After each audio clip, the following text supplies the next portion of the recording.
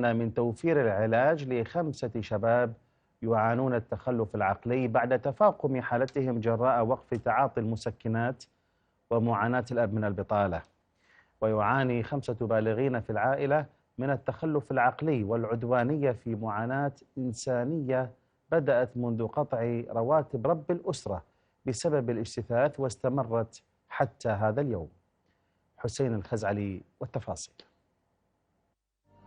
تحت ظل هذه الشجرة تجلس أم حيدر مع أولادها ال5 كل يوم، علها تحظى بنشوة الأم التي يحيطها أولادها كباقي الأمهات، عائلة أراد الزمن أن يصب كل قسوته عليها، فرمى بالجنون أولادها ال5 واحدا بعد الآخر، ليجعل من حياة هذه الأم مسلسلا طويلا من الحزن والمعاناة.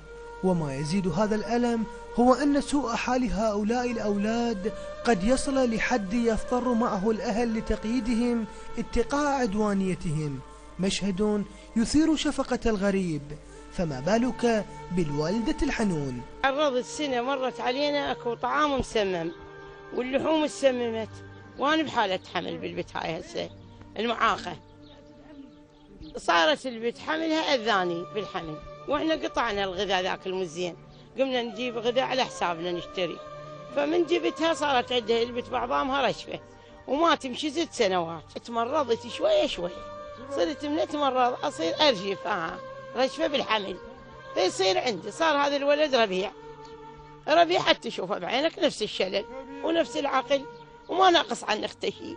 صار من بعد ربيع مهدي ونفس الحالة، سالم العفو قبل مهدي، والتشوفان مربوط بالحبل. يعني هسه الولد افرح بيه، وليد يصير وافرح بيه، بس ناقص الوزن وحركته مو ذيك الحركه.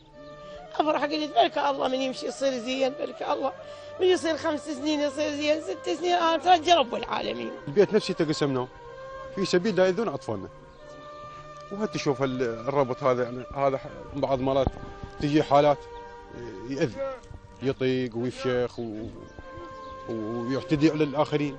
حال هؤلاء الأولاد اضطرتنا إلى الإسراع بإنجاز العمل، فما رأيناه هنا لم يسمح لنا بالإطالة معهم. ومع غياب أقراص المهدئات بسبب عدم قدرة العائلة على توفيرها، فإن نوبات العدوانية هذه تزداد لدى هؤلاء الأولاد، خاصة عند رؤيتهم للغرباء.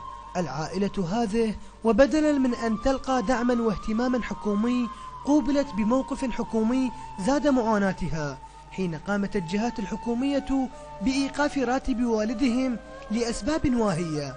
جهال كبروا وحيلتي ضاعت، فقالوا لي سوي لهم لجنة مال راتب. أنا كنت متحمدة الله، راتب أبوهم متحمدة الله عليه بزمان ذاك الزمن، وأبوهم طردوهم من الراتب بعثي.